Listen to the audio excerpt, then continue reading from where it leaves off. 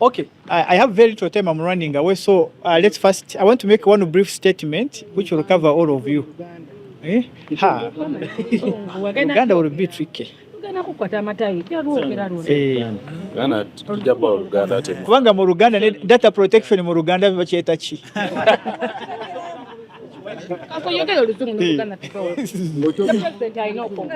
So what do you want me to tell you in summary? What do you want to tell me to tell in summary? What was the case about? What was she being charged of? And what was the decision of the court? What's the implication? Okay. That covers everybody, right? Yes. Fine. Dr. Sarah Birete has been charged with the offense of unlawful obtaining or disclosing of personal data contrary to Section 35 of the Data Protection and Privacy Act. The state has indicated that investigations are still ongoing. We therefore applied for bail and presented substantial sureties. And the state prosecutor indicated that she needed time to respond to our bail application. And to our great shock and surprise, the court has adjourned the matter to the 21st of January 2026 for the state to respond. In other words, the state has been given a whopping 20 days to respond to a bail application. I've never seen such a situation where the state needs 20 days to respond to a bail application, and it's very unfortunate. It contravenes the Constitution, even the bail guidelines, which were enacted by the Chief Justice, that bail applications should be handled in a timely manner, and therefore we are disappointed that the court has granted a very lengthy and obviously unnecessary adjournment for the state to respond to a bail application. And therefore, as far as we are concerned, our client, Dr. Sarah Birete, has been sentenced to 20 days of imprisonment.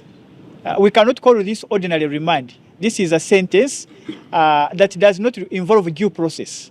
Our client has been sentenced to 20 days imprisonment until the 21st of January.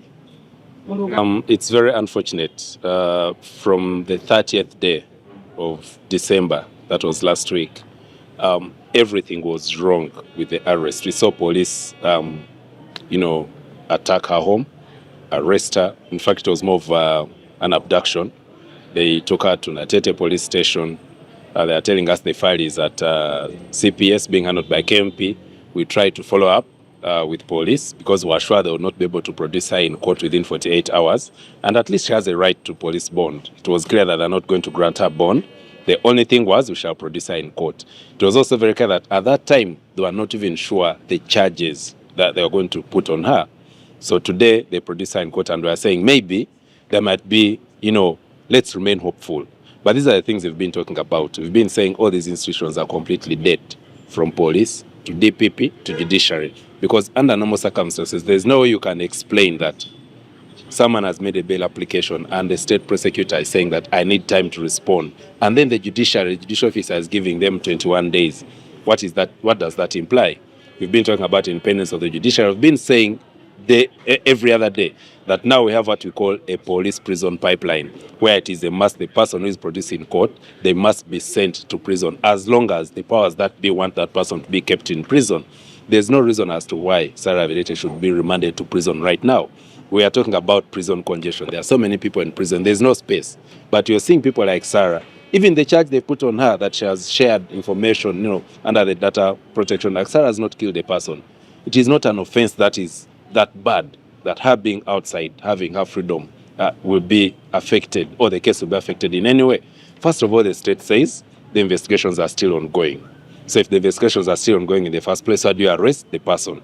You've arraigned them in court. Why do you even have to object? She did not object, but under normal circumstances, she's saying, I want an adjournment, I cannot respond now. Why is it that the law is not applied, equally? Why is it that the judicial officers, the court, does not favor the citizens? It rather, it's like they're working in the interests of the state. It's what the state wants. And this is a clarion call to all Ugandans. It's a clarion call to all the members. On behalf of the Ugandan society, really, I must say we are very disappointed in the judiciary itself.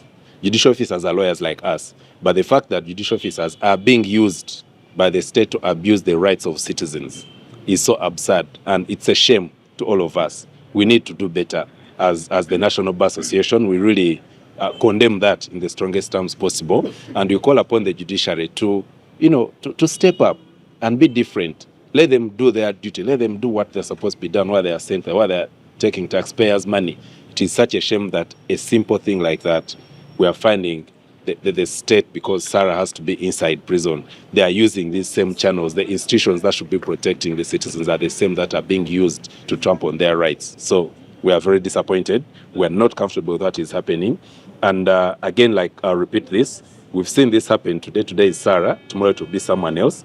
At the end of the day, we have the institutions that do not work, that do not follow the human rights-based approach, but rather persecution. Following the arrest of my sister, we've been waiting for court. Finally, the illegality was now coming to a conclusion, and they bring her to court. But I want to tell you, for the first time now, in my heart, I'm regretting why I fought for women to be set free. To go and sit in a court and be a judge or a magistrate, and you judge like the way I have seen. I've never seen this. Now, here was the case. I don't even understand the charge. I don't even know the complainant. No wonder the public prosecution did not have anything to say. No wonder. The DPP, isn't that DPP? Yes. They are supposed to be the prosecutors. But the case they are bringing forward is that our Sarah revealed information for electoral commission or something without without the consent. So now question is, who is the complainant in this case? And now when we came to apply for the bail, we applied and gave everything, and we have distinguished, sureties, and everything was available. And the prosecutor stand up, he doesn't object. She didn't object to bail. And she's also a woman, Vanange. These young women. She didn't object to bail. And then what happens? The magistrate says, no, I'm not giving bail to you until 21st January. You know what that means? Sarah has been arrested to be shut down in a prison until elections. It was very clear, isn't that so? Nobody objected to granting of the bail. If I'm in a court seated there to judge justly and fairly, and somebody applies for bail, and the one who is accusing does not say, I object to the grant of this bail. Now me as a judge, how do I rule and reject the grant of bail? I don't understand. I've been telling you, the systems are shut down. I've been telling you and I looked at this cigar, I stood there. I wanted her to see my face. She never opened her eyes up to see me. I don't know what I would have done if she looked at me. Maybe I would have been arrested in this court, because I would have said, very silly, you have no right to sit and judge, because you don't have the integrity to judge. Now all of us are concerned about the unlawful detention of Dr. Sarah Birete. I've interacted with her this morning, and our president also spoke to her on phone.